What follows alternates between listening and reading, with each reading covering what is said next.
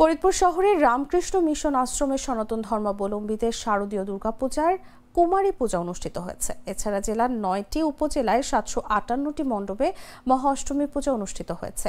বিভিন্ন মণ্ডপে উপোস থেকে ভক্তরা দেবী দুর্গার চরণে পুষ্পাঞ্জলি অর্পণ করেন। মঙ্গলবার সকাল ১১টা থেকে দুপুর ১২:৩০ পর্যন্ত চরকমলাপুর রামকৃষ্ণ মিশন আশ্রমে এই পূজা অনুষ্ঠিত হয়। কুমারী পূজা দেখতে সকাল থেকে নানা বয়সী বিভিন্ন ধর্মাবলম্বী মানুষের ভিড় জমে। পূজা শেষে মিশনের পক্ষ থেকে প্রসাদ বিতরণ করা হয়। মহাষ্টমী পূজায় সকাল থেকে বিভিন্ন বয়সী নারী, পুরুষ ও শিশু সহ ভক্তরা নতুন পোশাক পরে পূজা মণ্ডপে ভিড় করেন। এ সময় পুরোহিতের মন্ত্রপাঠ, ঢাকের বাজনা, উলুধ্বনি ও শঙ্খধ্বনিতে পুরো এলাকায় উৎসবের আমেজ ছড়িয়ে পড়ে।